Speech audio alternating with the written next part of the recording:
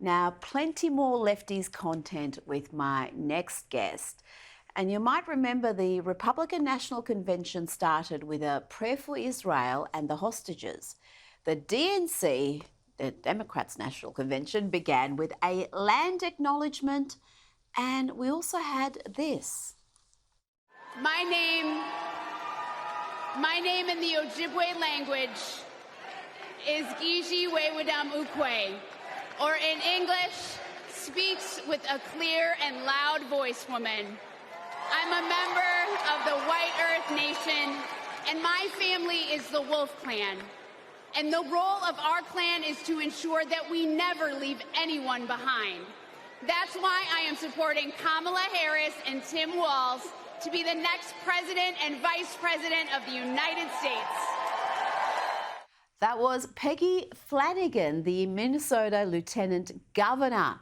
Joining me now is Senior Editor-at-Large of Newsweek and Article 3 Project Senior Counsel, Josh Hammer. Josh, the DNC is going to be a vastly different vibe than the RNC. We've already seen that on day one. And it's also evident in the streets of Chicago. It's not just inside the venue. Outside, there has been all sorts of unrest and violence. Yeah, Rita, it's something of a freak show combined with a jihadi rally. I mean, that is probably the best way that I can try to summarize the cultic devotion to Satanism, really, that is actually going on right now at the DNC in Chicago. And I'm not even exaggerating, actually. There is a local Planned Parenthood chapter that is sending mobile vans to outside of the arena, the United Center, offering on-demand abortions for whoever wants them. Now, no matter what you might think on that issue, the idea that on a national political convention, you could have just a line around the corner signing up for a free abortion, like you're getting like an ice cream sundae, like a cone of chocolate with a little bit of a strawberry or vanilla swirl. I mean, it's just loathsome. Words fail to describe really what is happening right there. Just a few minutes ago here in the United States, I was watching actually the convention, and they cut to Kamala Harris's husband, Doug Emhoff, his booth there inside of the arena. Doug Emhoff's daughter, Ella Emhoff, I think that she wished that she were outside with the pro-Gaza, pro-Hamas protesters. Ella Emhoff, Doug Emhoff's daughter, is out there. She's been fundraising for Gaza. She's been fundraising for Hamas. The only question that I have right now, Rita, is not what the tens or borderline hundreds of thousands of pro-Hamas jihadis outside the arena are going to do. What I'm waiting to see this week is there going to be a disruption waving the Hezbollah Hamas flags when not inside of the arena itself? And if that happens, is anyone here in the United States going to have the temerity to cover it other than your typical conservative network TVs? Will CNN, will MSNBC, ABS, CBC, will they actually show that if it happens? I don't know. But what I know right now is that in the DNC, I am watching a political party and a political movement, the American left, that simply does not actually love the country anymore. And that was not always true of the Democratic Party. Once upon a time, the Democratic Party was still patriotic, the party of John F. Kennedy, really even the party of Bill Clinton back in the 1990s. That was still a pro-American, pro-patriotic party. This current manifestation of the Democratic Party is not a pro-Western civilization political party. That is why you're seeing nonsense like this Peggy Flanagan person with the land acknowledgement. One final coda that I will add to this, Rita, it's really quite appalling. The copy editor of the DNC didn't do their job properly. The actual Democratic National Committee, their party platform, refers to Joe Biden's second term 19 times on a quick Control F word search that I did earlier today. They forgot to remove it 19 times. I don't know if they have a second coup planned in as many months, but I guess at a bare minimum, someone didn't do their copy editing. At a bare minimum. And yeah, you mentioned what's happening inside the venue, but outside, the far left protesters have descended on Chicago. It's ugly. There's chaos in the city. Oh, sorry. Didn't see it.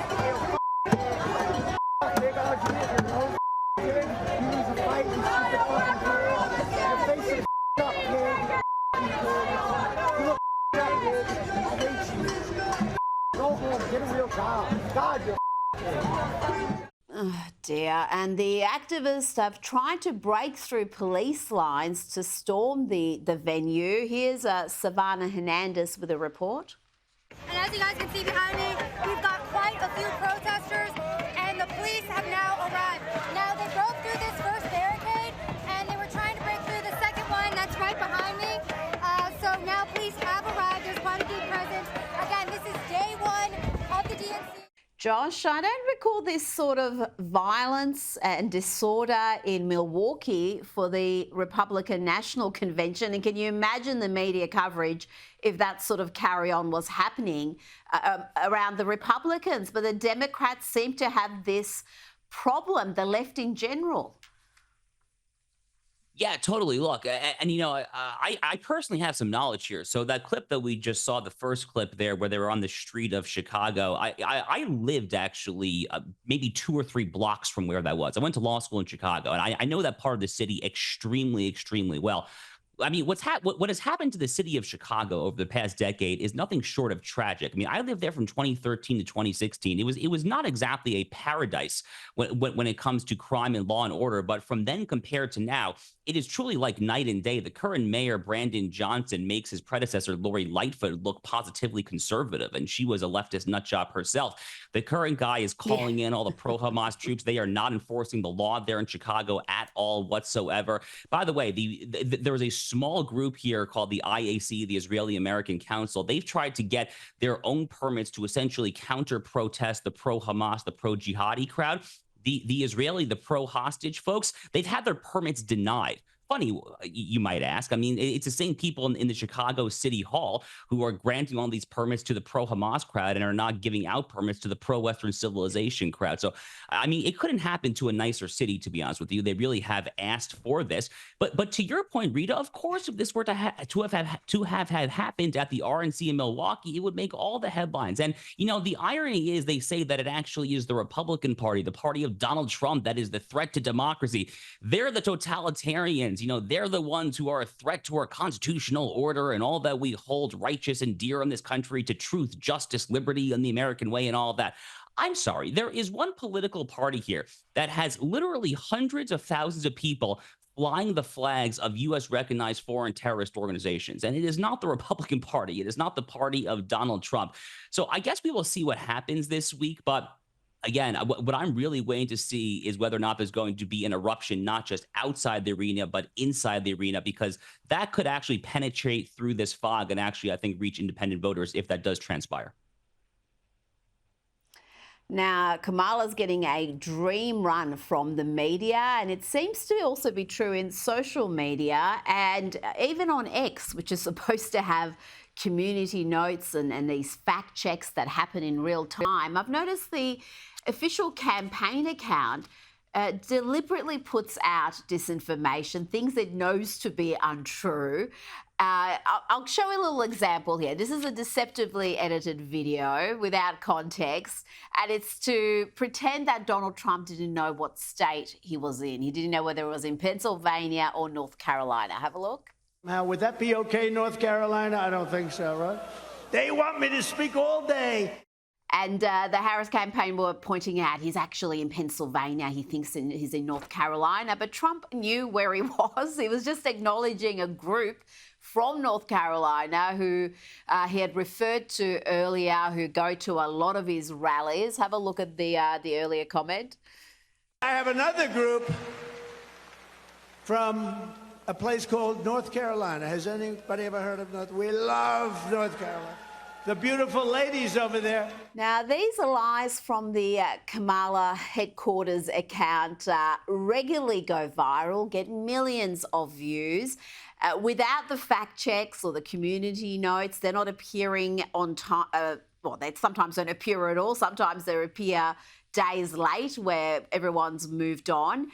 Where are all the disinformation campaigners, Josh? Because for a couple of years now, we've been told disinfo, misinfo, it's the great threat to democracy and we've got to stamp it out. But they seem to not be too perturbed about what's happening on social media right now.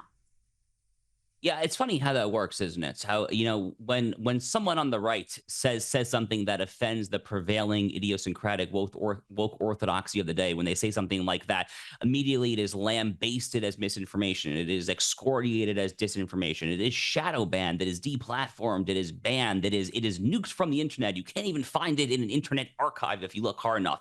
And then when someone does this on the left, shall we say, selectively editing, I guess, a deep fake, maybe you might even want to call it there. I mean, these people have such short memories. It was in June, in the lead up, in the weeks prior to the fateful June 27th presidential debate on CNN. It was actually the left. It was Karine Jean-Pierre, the White House press secretary here, all the folks at the DNC. They were the ones actually who were accusing Republicans and people on the right of selectively editing videos to make Joe Biden look a lot older and more decrepit than he actually was, according to their view. We all know that he actually is quite that senile. I mean, this was literally 2 months ago. I mean, how stupid do they think we are? I mean, do they actually think that we don't have memories of literally 2 months ago? But now they have their bloodless coup. They have Kamala Harris in office there. Or I guess as a presumptive nominee, and they think that now they can play the young person's card and try to make Donald Trump out to be older than. I mean, none of it makes sense. Say what you will about Donald Trump, your mileage may vary as to whether you like him as a politician. I certainly plan to vote for him, and I'm proud to do so. But I mean, no matter what you can say or not say about Donald Trump, the man is full of vigor and energy. I mean, he does not act and talk like his age, his mental acumen. I mean, it is very clearly not something that a normal person in his late 70s approaching on 80 would do. He had an off-the-cuff 2-hour chat with one of the smartest men in the world right now, Elon Musk, a genius, discussing just dozens of topics without an auto cue, without notes. And if you want to pretend he's got some sort of cognitive decline, I think, well, you're basically speaking to low information voters and hoping they don't look any deeper. And sadly, a lot of them don't. Now, I mentioned the dream run Kamala's getting. I just want to show you an example. Politico is deriding Donald Trump because he's trying to tie the vice president to President Biden and his record on the economy. They seem to think that the Biden-Harris administration is some sort of a figment of Donald Trump's imagination.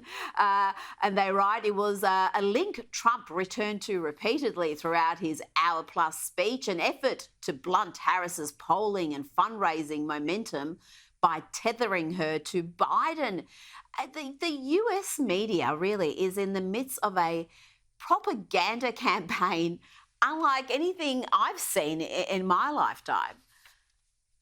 Yeah, I mean, look, Trump doesn't have to, quote unquote, tether Kamala Harris to Joe Biden. Kamala Harris tethered herself to Joe Biden when she agreed to be his running mate back in 2020. I mean, the Democrats this week in Chicago at their satanic convention are talking about what Kamala Harris is going to do in, God forbid, God help us, day one come January 2025.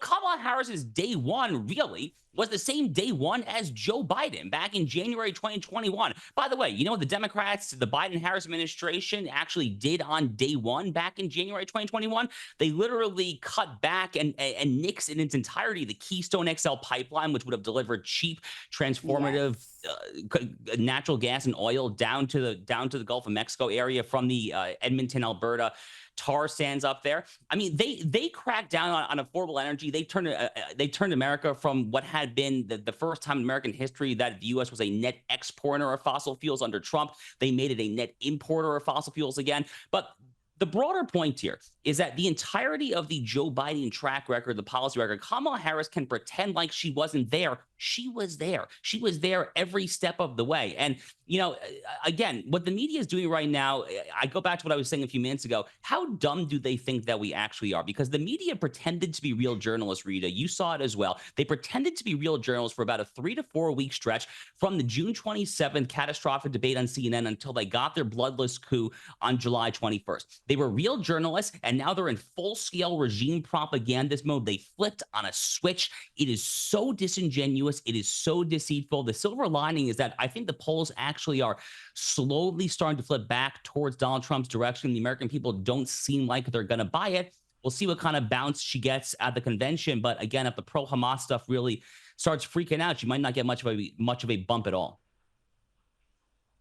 Well, just on that media campaign, conservative media watchdog, the Media Research Centre, has looked into this and found that since the Democrats dumped Joe Biden for Kamala Harris, the reporting from major media outlets like ABC, CBS, NBC has been overwhelmingly positive for Harris and overwhelmingly negative for Trump. That's not going to surprise anybody.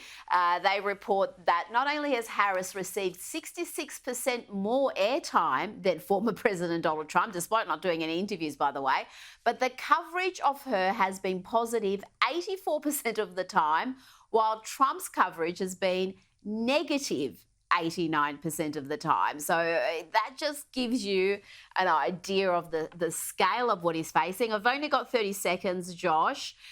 Is this campaign, this media campaign, too much for a candidate to overcome? Could he possibly overcome it like he did in 2016? Without question. I mean, I'm not going to confidently predict, to the audience that Donald Trump's going to win this election, but I do think that if the election were held tomorrow, that Donald Trump would actually be the winner right now. I really do think that. Recall that America elects our presidents in the Electoral College. We don't elect our presidents in a national popular vote, and Republicans have something of a structural advantage in the Electoral College right now. Back in 2016, Trump lost the popular vote by about 2 points, won by a good amount in the Electoral College. Something very similar could happen this year. So again, if the election were tomorrow, I actually do think Donald Trump would prevail, believe it or not. Josh Hammer, thank you so much for your time this evening. Always a pleasure. Thank you.